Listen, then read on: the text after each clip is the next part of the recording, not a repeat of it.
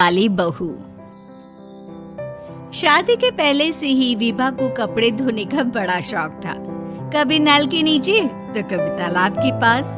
अरे मेरी नीली वाली लुंगी नहीं दिख रही है। विभा की अम्मा, कहाँ रखी है लुंगी? अरे वो तो विभा ने परसों ही धोकर रखी थी आपकी अलमारी में, देखो वहीं होगी। वो ना मैंने आज धो दी, मुझे लगा कि गंदी हो गई होगी। अरे कैसे गंदी हो गई थी, उसे तो मैंने पहना भी नहीं। हे भगवान, इस लड़की के कपड़े धोने की आदत से परेशान हो गया हूँ मैं। जितना तो घर में राशन नहीं आता, उससे कहीं ज्यादा डिटर्जेंट पाउडर का खर्चा है। इसकी शादी करवा दो, शादी जाए अपने घर में ही करेगा, फिर चाहे घर के कपड़े धोने हो या पूरे गांव के। हाँ ठीक बोल रही हो, देखता हूँ मैं कोई लड़का। वो दिन भी आ जाता है जब विभा को देखने लड़के वाले आ जाते हैं। लड़की मुझे अच्छी लगी। होने वाली सास कहती है, बेटी अगर कुछ पूछना है तो पूछ लो।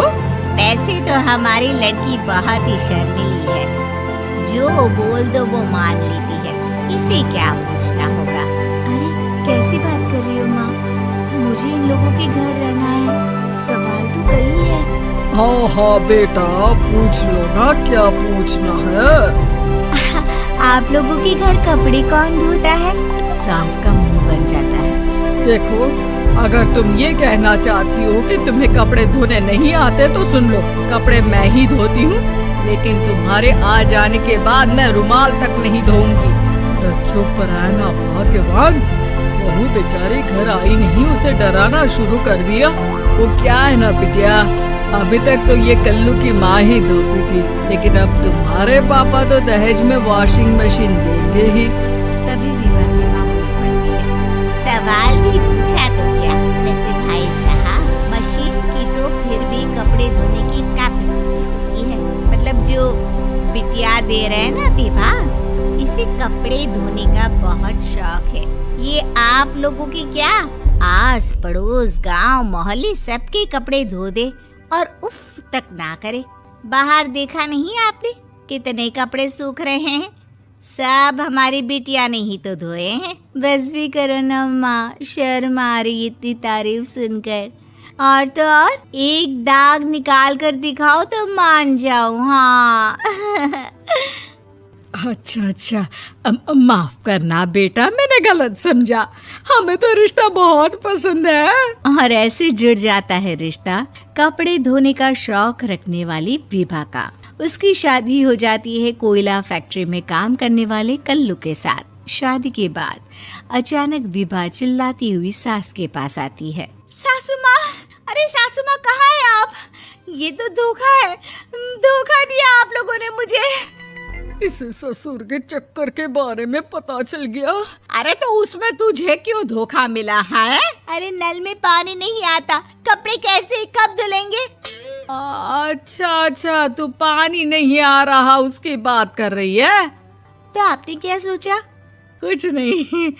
अच्छा, तेरी माँ ने कहा था कि कपड़े धोने का शौक है तुझे, याद आया मुझे। शौक बोलकर कपड़े धोने वाले मेरे जुनून को कम ना आके सासू माँ, कपड़ा धोना मेरा गुरूर है।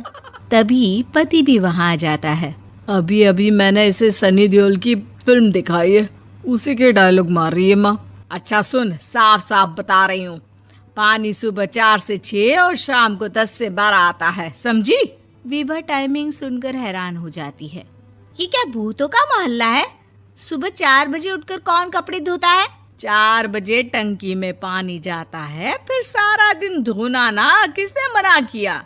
अरे कैसी बात कर रही हैं? 200 लीटर की टंकी में कितने कपड़े धो लूंगी मैं, सुबह ही उठ जाऊंगी मैं। अब क्या था, विभा सुबह 4 से लेकर रात के 12 बजे तक कपड़े ही धोती रहती।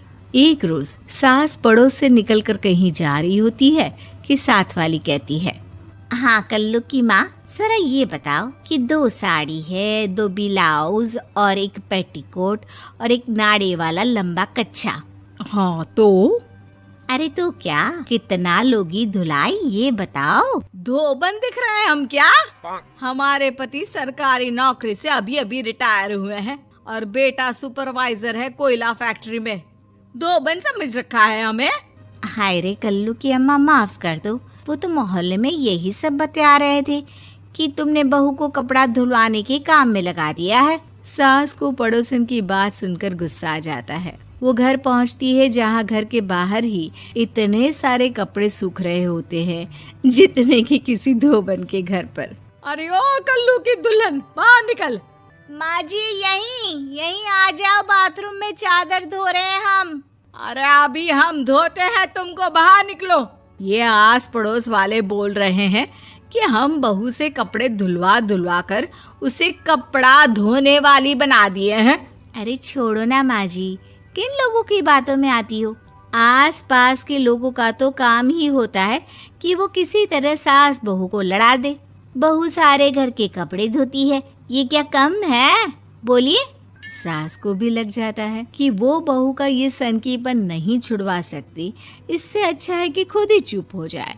एक रोज सास और बहू मंदिर जाते हैं जहाँ सास की साड़ी वहाँ खड़ी भीख मांगने वाली से मिलती है। माँ जी क्या बात है, आपकी साड़ी उस भिखारन से कितनी मिल रही है ना? हाँ देखो तो दोनों की साड़ी मिल रही है। क्या बात है कल्लू की अम्मा, तुम खुद को तो अफसर की बीवी बताती हो और ऐसी सिंपल सी प्लेन साड़ी पहनकर घूमती